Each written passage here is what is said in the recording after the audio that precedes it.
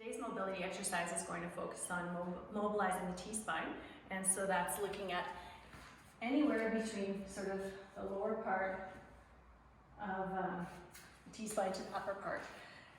We're going to focus on the middle part of that area. What you're going to need is a double lacrosse ball or two single lacrosse balls taped together, or any other sort of mobility tool that looks like this. You may need a rolled towel or something to prop your head up on. And we're going to start with some simple breathing and progress through 10 different moves. Okay? So just finding that position that works best for you is key. Really, we're going to focus on the most stiff areas, and this can actually go through every level. I'm just going to reposition that. You want those balls to be basically sitting on either side of your spine. And your neck to be in neutral before you even start. So getting set up is fairly important. We're just going to start with a simple breathing. If you feel like you want a little bit more tension on that ball, you can cross your arms and put a bit of pressure on it, or even hold on to something that has a bit of weight to it. But laying on this should not cause any pain. We're going to try to do 5 moves in each position, so 5 big breaths. Expanding your chest completely and lowering and melting around the ball. Letting the chest expand, ribs expand, belly. And if you're finding that in any position you're having a real difficult time breathing, try to add less pressure, or move the ball around, or maybe that's an area you need to focus on to try to get a little bit more tissue relief.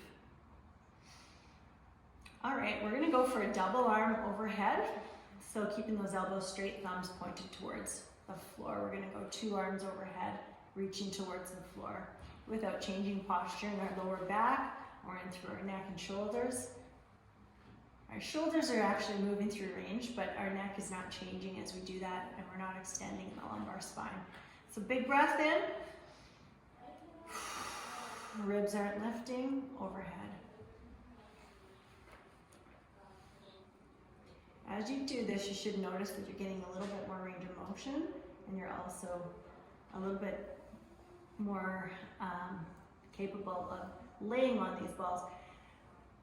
I would caution that the first few times you do this, you're going to find that the area might be sensitive to pressure, so spending more than 2 to 3 minutes might be too much.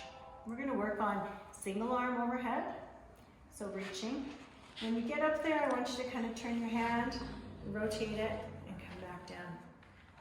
And again, paying attention to right versus left side, how each side is performing. Is it really difficult on one side, or is it more tender? Okay. All right. So single backstroke, we're going to progress to cactus. So our arms are coming up to 90 degrees. Good. And we are rotating our hands towards the floor. And coming back. Try not to let our shoulders dump forward into douchebag posture. Trying to maintain that nice 90. Good. Remember breathing. Good. And we're going to progress the next move, and we're going to go into an alternate cactus, or I call it walk like an Egyptian. So one arm goes up, the other arm goes down.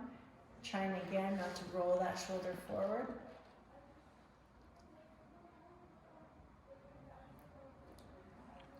Going for 5 reps.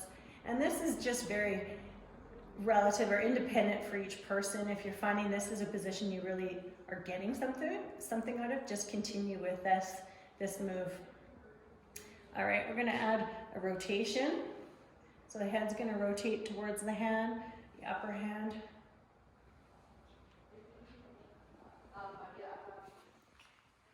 All right, so the next move we're gonna do is we're gonna do drive the bus. Okay, so we're going to add a little bit of torso rotation and hip rotation.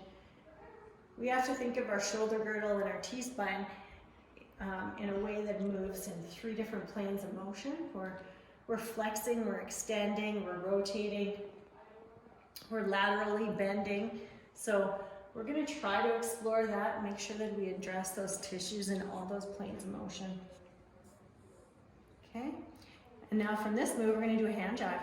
So hand jive, we're going to start just at the hips, and we're going to just chop across the body.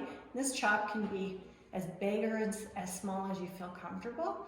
Really what we're trying to do is address also that range of motion in this plane of motion. Good, and we're going to go overhead with this.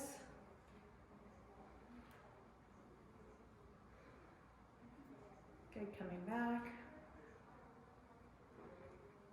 I'm just going to stay right here, which is a little bit more tender for me.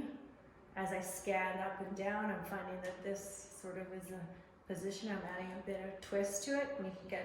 You can get creative, that's okay. And just letting those shoulder blades kind of lift and rotate on top of that. All right, the next thing we're going to do is we're going to work into a head lift. So we're going to roll our body forward, tucking our chin, looking between our legs, and we're going to extend on. For this purpose, I'm going to get rid of that head roll.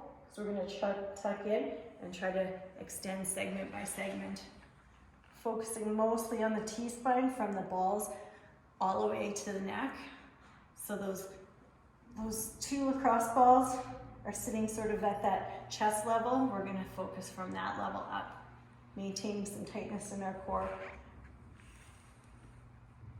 Good. I'm just placing the head down on the floor. We're going to focus on a hip lift, and we're going to go through the opposite part of the spine, rotating that spine and flexing our spine upward.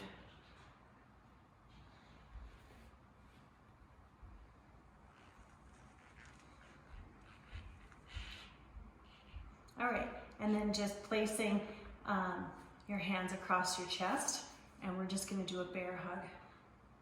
And we're going to rock back and forth, kind of tipping our elbows towards our hip to add a little bit of rotation into that movement. Side flexion and a bit of rotation. All right, so that's a nice little series. You're going to find that the more often you do it, the better it feels, and hopefully what happens is over time you're that much more able to hold your body in a better postural position. Thank you.